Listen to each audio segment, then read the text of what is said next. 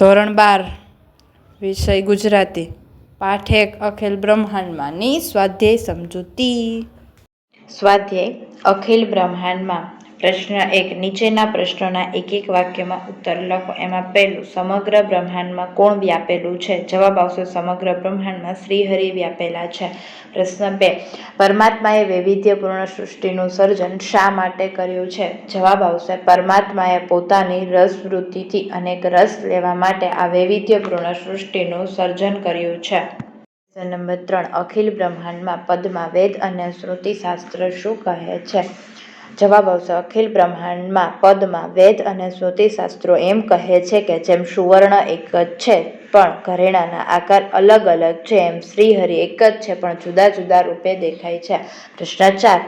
કવિના મતે ઈશ્વરને કઈ કઈ રીતે પામી શકાય છે? જવાબ આવશે કવિના મતે ઈશ્વરને કેવળ પ્રેમ ભક્તિથી પામી શકાય છે.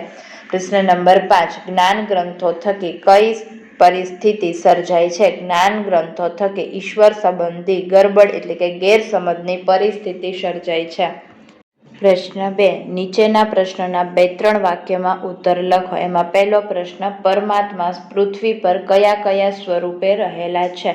જવાબ આવશે પરમાત્મા તાત્વિક દ્રષ્ટિએ એક જ છે. એકમ સત વિપ્રા બહુધા વદંતી. છતાં પૃથ્વી ઉપર જુદા જુદા રૂપે અનંત પાસે છે. આપણા દેહમાં તે દેવ રૂપે છે, તત્વોમાં તેજ રૂપે છે, શૂન્યમાં શબ્દ રૂપે છે, પૃથ્વી ઉપર પવન, પાણી તેમજ ભૂમિ રૂપે અલગ દેખાતો પરમાત્મા એક જ તત્વ રૂપે વ્યાપી રહેલો છે.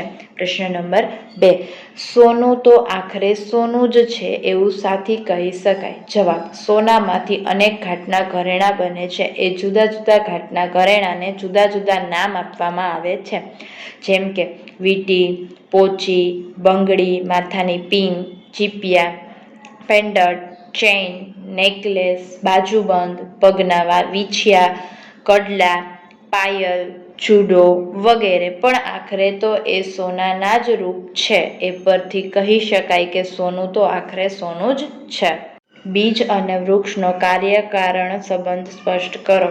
કારણ વગર કાર્ય સંભવી શકે નહીં. જેમ બીજ એ કારણ છે તો વૃક્ષ એ કાર્ય છે. બીજને ધરતીમાં રોપીએ તો જ થડ, ડાળ, પાંદડા, ફળ, ફૂલ વગેરેથી વૃક્ષનો વિસ્તાર થઈ શકે, અર્થાત વૃક્ષનું વિસ્તારરૂપી કાર્ય સંભવી શકે. વૃક્ષ માટે બીજ હોવું જરૂરી છે અને બીજ હોય તો જ વૃક્ષ સંભવી શકે. આમ બીજ અને વૃક્ષ વચ્ચે કાર્ય-કારણનો સંબંધ છે. પ્રશ્ન 3. નીચેના પ્રશ્નોના સવિસ્તાર લખો. એમાં પહેલું, આ પદમાં નરસિંહ મહેતા પરમ તત્વને સી રીતે સમજાવે છે? સૌથી પહેલા કૃતિ અખિલ બ્રહ્માંડમાં, પછી કર્તા નરસિંહ મહેતા. સાહિત્ય પ્રકાર પદ એટલે કે ભજન. મૂળ કૃતિ છે એ ઝુલાણા છંદમાંથી લેવામાં આવે છે. અખિલ બ્રહ્માંડમાં પદ પરમ તત્વને સમજાવતા નરસિંહ મહેતા કહે છે કે સમગ્ર બ્રહ્માંડમાં એક શ્રીહરિ જ સર્વવ્યાપી છે, પરંતુ સૌને એ જુદા જુદા રૂપે દેખાય છે. કવિ કહે છે કે ભૂધરા એ કૃષ્ણ તું સર્વવ્યાપી છે. જેમ કે પવન તું છે, પાણી તું છે, ભૂમિ તું છે, તું જ આકાશમાં વૃક્ષ થઈને વિસ્તરી રહ્યો છે. તે આખી વિવિધ રસમય રચના કરી છે. એ જ આશાએ તું શિવમાંથી જીવ થયો છે.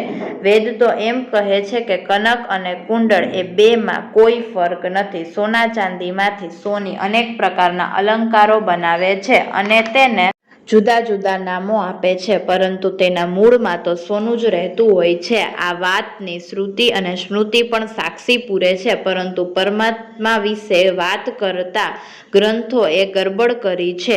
એણે સાચી વાત કરી નથી. પરિણામે જેને જે ગમે તેને તે પૂજે છે અને મન, વચન અને કર્મથી તેને જ સત્ય માની લે છે. પરંતુ કવિ નરસિંહ મહેતા કહે છે કે વૃક્ષમાં બીજ તું અને બીજમાં વૃક્ષ પણ તું છે.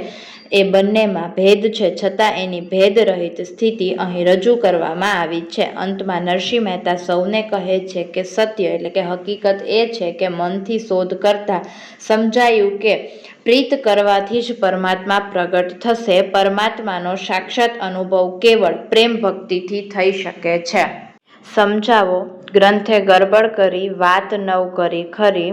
જેને જે ગમે તેને પૂજે, મન વચન કર્મથી આપ માની લહે સત્ય છે એ જ મન એમ સૂઝે. જવાબ આવશે જ્ઞાનીઓએ શાસ્ત્ર ગ્રંથોમાં પરમાત્મા સર્વવ્યાપી છે એ વાત વિસ્તારથી સમજાવી છે. જો કે પરમાત્મા વિશેની વાત કરવામાં શાસ્ત્રોએ ગરબડ ઊભી કરી છે, સાચી વાત કરી નથી. તેથી જેને જે ગમે તેની તે ભક્તિ કરે છે.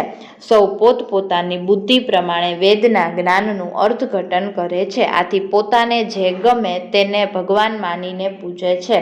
મન વચન કર્મથી તેને જ સ્વીકારી લે છે એ જ સત્ય છે એમ એમણે માની લીધું હોય છે.